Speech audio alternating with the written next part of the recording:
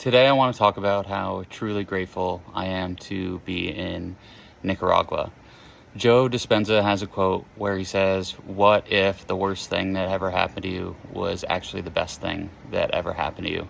And that's how I feel about my time here in Nicaragua, as well as the year I spent in Guatemala last year. A lot of people who I'm not really kept in touch with, might look at my video and go, "Wow, Max is in Nicaragua. What the hell happened? How is he supporting himself? What's the deal there?" And without going into too much detail, my life kind of got turned upside down a few years ago after getting a COVID infection when I just didn't heal.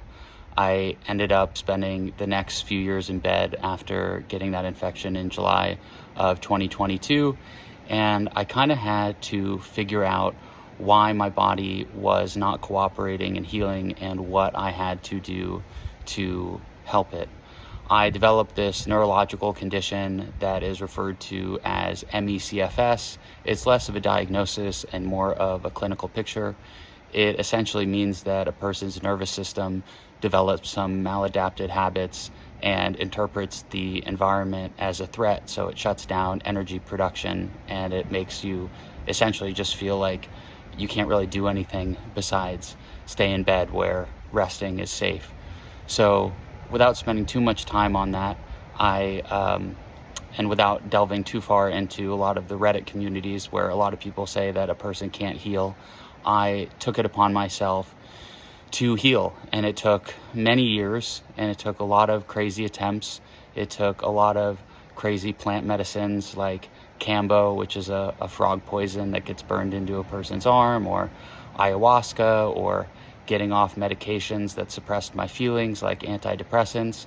But through a lot of trial and a lot of error, but mostly trial, I was able to get out of this and heal a lot of the things that were holding me back, like releasing suppressed emotions that were somaticized in my body as symptoms, overcoming addiction patterns, learning that I needed to make boundaries with people that weren't really healthy in my life so I could feel more safe and self-expressed, and essentially changing my life and changing the environment that I was in to be suitable to healing. So I share this to not only let people in to know what's going on with me, but I want to share that if you're struggling or you're battling, just don't give up, because it's not over until it's over. And I really resonate with that Joe Dispenza quote, what if the worst thing that ever happened to you was actually the best thing